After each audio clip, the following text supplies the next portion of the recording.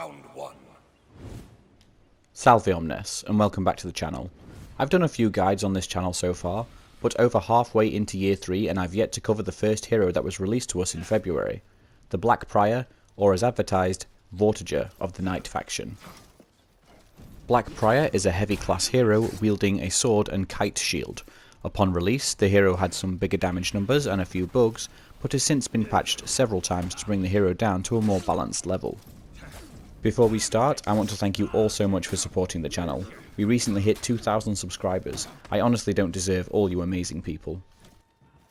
This guide will assume you know the basics of For Honor combat, and you're also familiar with the terminology such as guard breaks, parrying, chains and feints etc, and is aimed at new and existing players to help learn a new character. Let's begin. Black Prior has 4 variations of the harsh Requiem chain. Each variation consists of only 2 attacks in the chain and can be executed as follows: light heavy, light light, heavy heavy, and heavy light.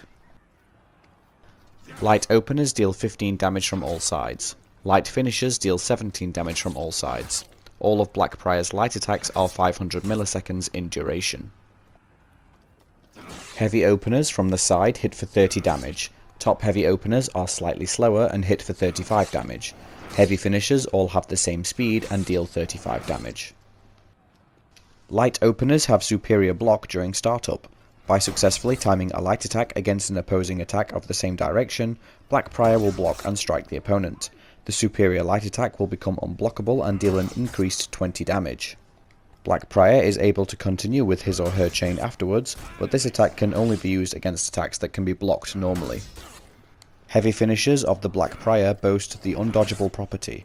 This is represented by a blue trail following the attack, and as the name suggests, cannot be evaded by your opponent. Tenebrous Rising is a shield bash that is performed by dodging forwards and pressing guard break. The bash can ledge your opponent and will confirm a light finisher if it connects. Tenebrous Rising will also allow you to follow up with a heavy finisher, although this is not guaranteed unlike the light finisher is. Your follow-up options are only available if you hit your opponent with the bash. You can also perform Tenebrous Rising by pressing guard break after a light attack. The light does not need to hit your opponent for you to follow up with Tenebrous Rising. Black Prior's zone attack Horizon Spin is unique in the fact that it is a bash and deals no damage. It is capable of ledging your opponent and, like Tenebrous Rising, confirms a light finisher if it hits your opponent. You also have the option to use a heavy finisher as a follow-up, but just like Tenebrous Rising, this is not guaranteed.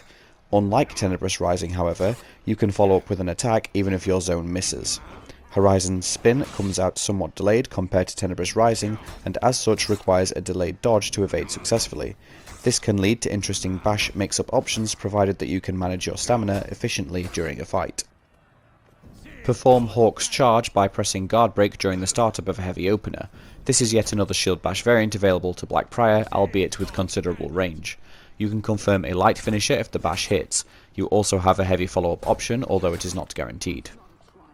You will, however, be unable to follow up with an attack if the bash misses your opponent.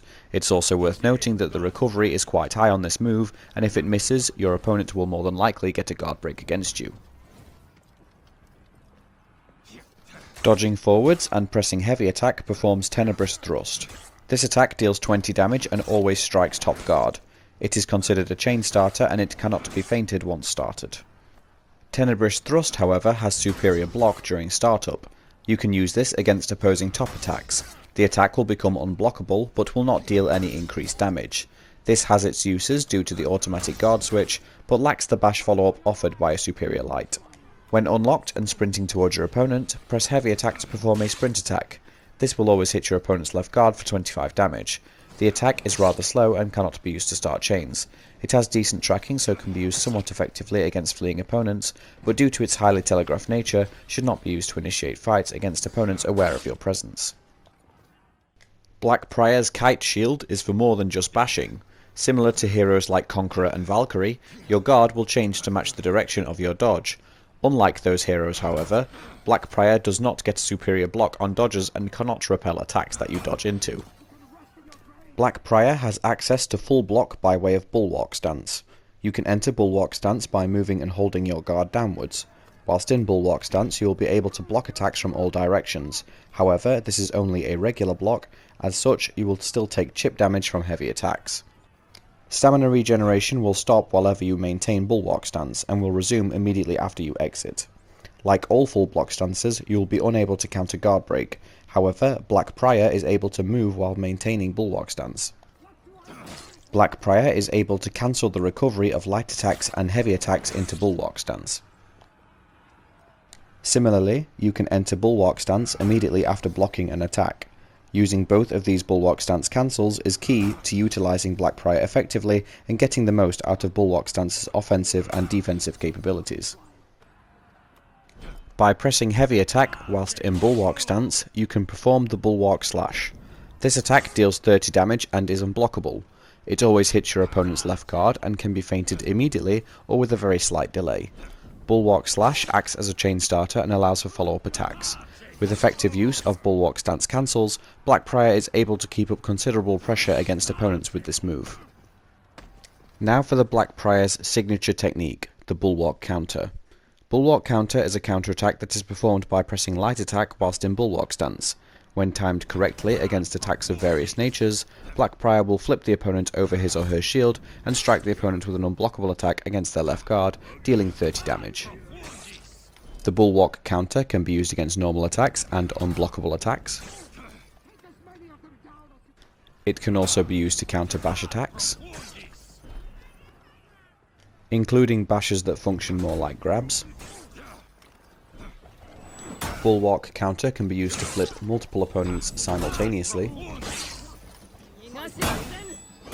The Bulwark Counter can also be used against drop attacks. And it can even be used against Hitokiri's tier 4 feat, Senbon Sakura. Black Prior will take no damage during a counter. This move should be used carefully though, as it is guard break vulnerable. Now for the punishers. A guard break nets you a side heavy for 30 damage. Top heavy is too slow and can be blocked.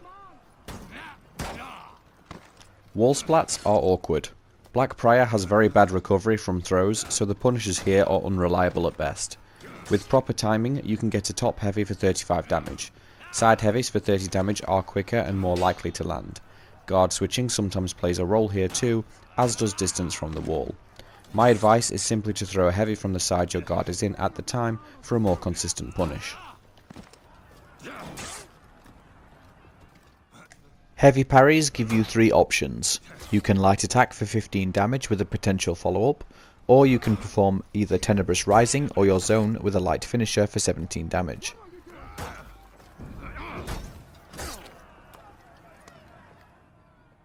A light parry nets you a top heavy for 35 damage.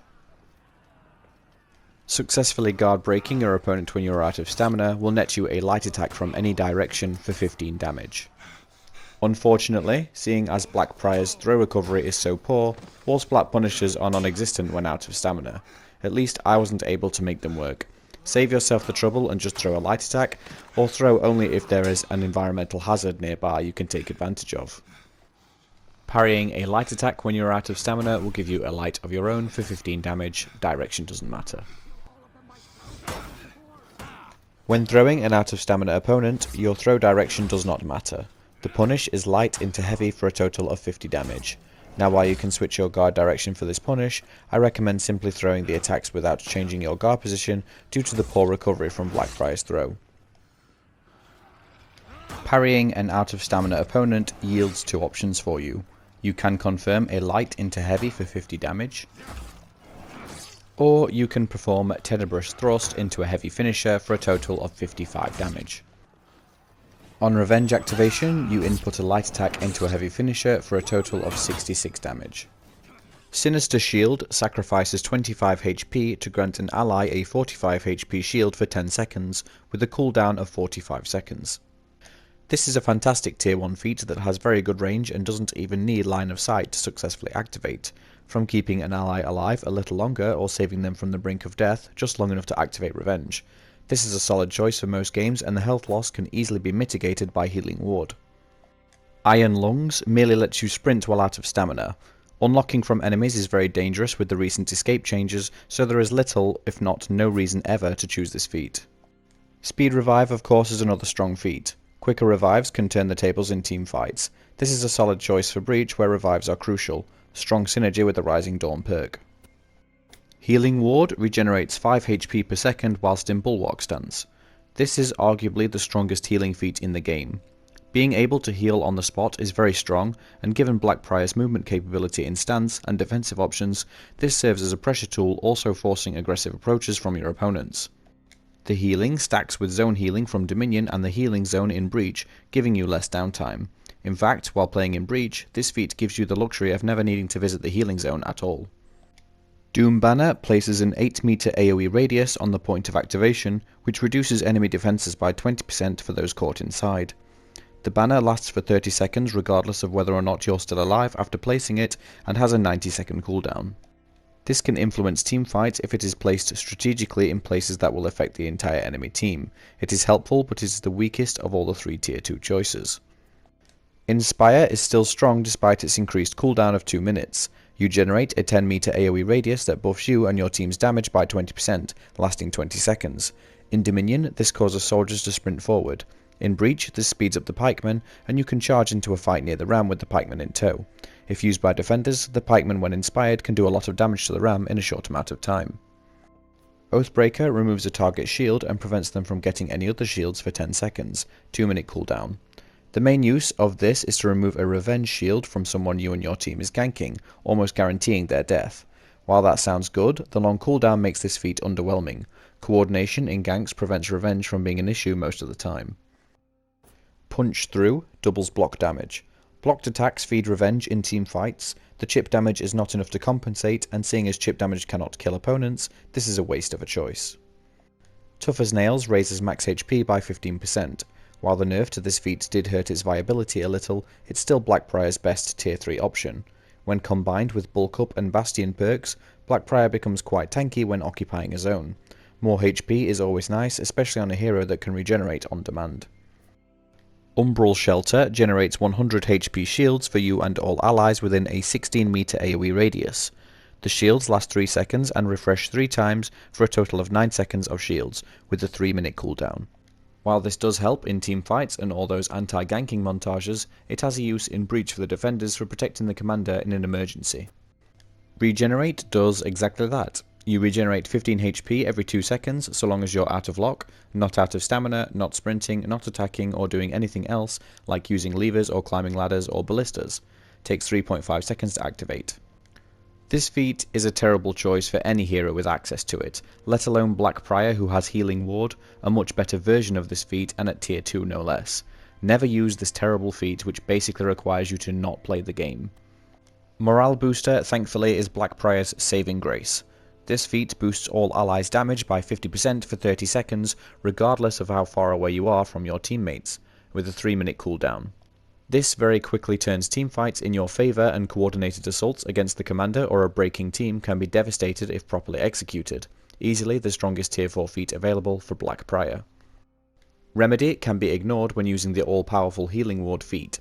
Bastion is a powerful perk, increasing your defense in any type of zone, including near the ram in Breach. Feline Agility, while nice for some heroes, isn't all that useful for Blackprior, as he excels at locking down objectives. Vengeful Barrier, however, is a strong perk that should never be overlooked when available. Last Stand has a strong increase but isn't worth being in critical condition to benefit from. Add to the fact Blackprior can heal on the spot, making this a moot perk. Bulk Up is nice for increasing longevity and pairs well with Tough as Nails. The Breach mainstay is Rising Dawn and is excellent, and your allies will enjoy having additional health when getting back into the fray. In conclusion, Blackprior is a strong hero. A multitude of bashers and very flexible Allguard, complete with counters and unblockable mix-ups, means Blackprior has all the tools for any situation. With a feat set focused around healing and protection, it's odd that Blackprior is showcased as a Knight of Darkness, when the character invokes a paladin-like nature from high fantasy. Special thanks to my friend Oddpete for helping get footage for the Bulwark counter. He has a small channel with Apex Legends content where he streams regularly. The link will be in the description for those interested. If you found this guide helpful, then please leave it a like and consider supporting the channel by subscribing. Remember to tick the bell icon to receive notifications of new content, and please comment down below if I've missed anything out or you have any questions. Thank you all so much for watching, and I'll see you in the next video. Ciao for now.